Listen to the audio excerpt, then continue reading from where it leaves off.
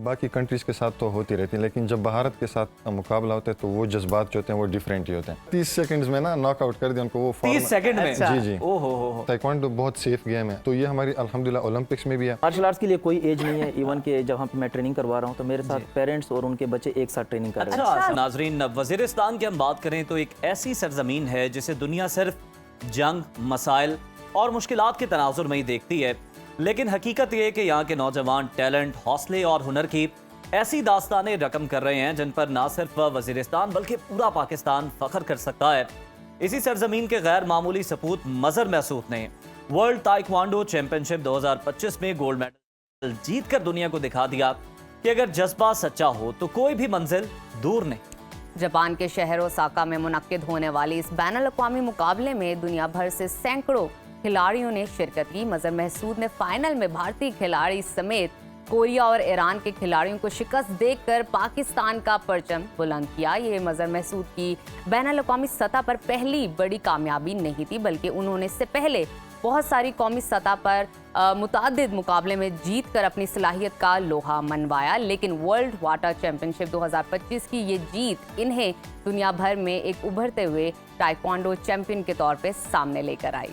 यहाँ पर आपको ये भी बताना जरूरी है कि वजीरिस्तान जैसे पसमानदा इलाके से ताल्लुक रखने वाले मजहर महसूद ने अपने महदूद वसाइल और बगैर किसी सरकारी सरपरस्ती के इस बैनुल-अक़वामी मकाम को हासिल किया। इस बात की दलील है कि हमारे कबायली इलाकों में टैलेंट की कोई कमी नहीं है। बहुत मेहनती लोग हैं, बड़े जाफिशा लोग हैं। और आइए आपकी मुलाकात करवाते हैं ताइक्वांडो चैंपियन मजहर मसूद और उनके कोच अदरीस मरवत हमारे साथ मौजूद हैं। आप दोनों को वेलकम करते हैं शो में। Thank you. मजहर, सबसे पहले तो हम आपसे गुफ्तगू का आगाज तो करेंगे, लेकिन उससे पहले हम आपको बहुत मुबारकबाद देंगे।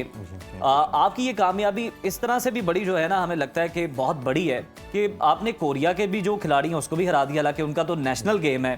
तो ये आपने कामयाबी किस तरह से हासिल की, और फिर जब ग्रीन फ्लैग वहां पर रेज हुआ तो क्या जज्बात थे आपके? ये देखें, सबसे पहले तो मैं शुक्रिया अदा करता हूँ सुनो टीवी का। वो हमेशा स्पोर्ट्स को काफ़ी प्रमोट करते हैं और एथलीट्स को इनवाइट करते हैं when it comes to international achievement.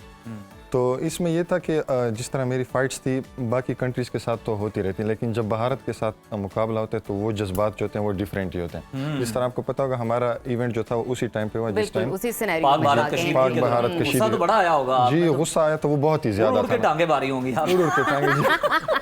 वो सामान जो था हमारे पास वो भी नहीं हमारा था। पानी बंद करोगे एक पंच उसना जी, हम पे हमला करोगे एक टांग उसना। वो फिर अल्हम्दुलिल्लाह 30 सेकंड्स में ना नॉकआउट कर दिया उनको वो 30 सेकंड में। जी जी। ओहो तो वो अल्हम्दुलिल्लाह फिर फतह नसीबी और सारी जरा कौम्स पे बहुत थोड़ा सा डिले करते, ठुकाई थोड़ी और ज्यादा होती तो मजा।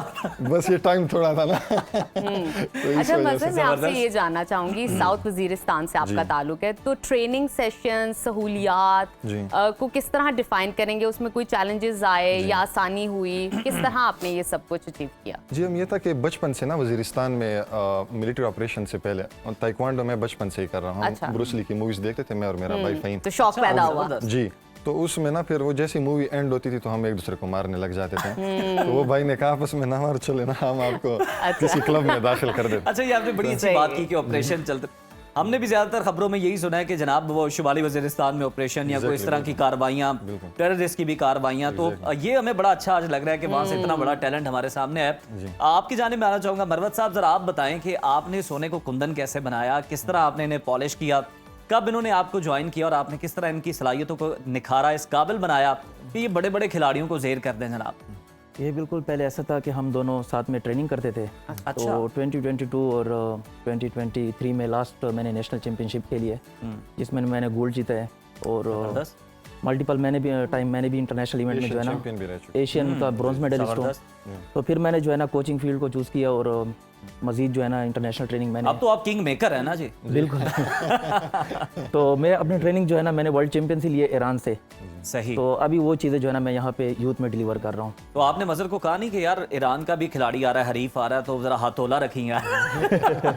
मैंने ट्रेनिंग उनसे ली हुई ये है। भी इंडिया को हरा चुके हैं ईरान में बैक इन 2023 आई सपोज। नहीं, इंडिया को तो बिल्कुल ठीक है, मैं ईरान की बात कर रहा हूँ। हम किसी और कंट्री को हराए या ना हराए, लेकिन इंडिया के साथ जो है ना हमारी रिवायती वो दुश्मनी चलती आ रही है। जी, अच्छा, जब आप खेल रहे होते हैं किसी इंडियन कॉम्पोनेंट के साथ तो क्या जज्बात होते हैं, क्या ख्यालात होते हैं, कितना जज्बा जोश होता है आपकी कारकर्दगी में? हमारा ये होता है, अगर पहली फाइट हमारी इंडिया के साथ आ जाए तो हमारे कोच होते हैं या मैं अपने एथलीट को बताता हूँ, हम उन्हें कहते हैं कि ये हमारी बस एक ही फाइट है। अच्छा, इसके बाद आप फाइट हार जाए लेकिन ये हमारे लिए गोल्ड की लेकिन फाइट ये है। इम्पोर्टेंट ये है, गोल्ड हार फाइट जाओ, है। लेकिन ये लास्ट भी ये जीतना। गोल्ड फाइट है। सही। अच्छा, गजल ये बताएं कि वजीरिस्तान के नौजवानों में टैलेंट तो बड़ा है, लेकिन हम देखते हैं कि वसाइल बड़े महदूद हैं, Exactly. अपॉर्चुनिटीज उस तरह से नहीं हैं। आपके ख्याल में इस खला को कैसे पुर किया जा सकता है? क्योंकि हम ये चाहते हैं, हमारे प्लेटफॉर्म से हमारी टीम की ये ख्वाहिश है, ये काविश भी हमारी है कि वहाँ से आपकी तरह के मजीद और जो टैलेंटेड नौजवान है वो सामने निकल सके, ताकि वजीरिस्तान का जो पॉजिटिव चेहरा है हम वो भी दुनिया को दिखाएं। जी अल्हम्दुलिल्लाह। इसमें यह है कि हमारे इरफान भाई है, जिस तरह आपको पता होगा वर्ल्ड गिनीज रिकॉर्ड भी बना रहे हैं, वो भी लड़कों को ट्रेन कर रहे हैं। अब इसमें दो चीज़ आती है, एक तो आपकी इंडिविजुअल एफर्ट है, एक ये है कि आप कलेक्टिव मतलब गवर्नमेंट जो है वो आपको कहाँ किस हद तक सपोर्ट कर रही है। बट अनफॉर्चुनेटली जो हमारे करंट सीएम है उस चीज़ में वो बिल्कुल भी सपोर्ट नहीं करे। मल्टीपल टाइम्स उन्होंने बुलाया भी, वो कहते हैं कि आपको ना आपकी जो अचीवमेंट है, लाइक मैंने थाईलैंड मलेशिया इन कंट्रीज में विन किया था, बट वो उस तरह ना हमें चीज़ें डिलीवर नहीं होती। तो हम अपनी मदद आपके तहत या जो हमारी तो आपने कंपनी बता देना था कि मैं पार्ट टाइम जेवलिन थ्रो भी करता हूँ। शायद बस आपकी ये कोई सुनी जाती। वो सुनते नहीं है ना, वो कहते हैं मेरे लिए थोड़ी गए। वो असल में सारा बजट एक जगह लग गया, आपके लिए बचा नहीं है यार। Very sorry. अच्छा इद्रीस, मुझे एज अ कोच बताइएगा, एज अ एक्सपर्ट बताइएगा कि मार्शल आर्ट्स में कितने एग्जाम हैं और ये कौन से नंबर पर आती है? सेकेंडली, अगर कोई स्टूडेंट, कोई नौजवान इस चीज़ में पार्टिसिपेट करना चाहता है, इस चीज़ में आगे जाना चाहता है, इसको एज अ करियर लेना चाहता है, तो कब से प्रैक्टिस स्टार्ट कर ले या ज्वाइन कर ले? यानी अगर आप समझे आपने मुझे ही ट्रेन करना है, हाँ तो जी। मुझे इस तरफ इनके लेके लिए आना है, लेट किस हो तरफ चुका है।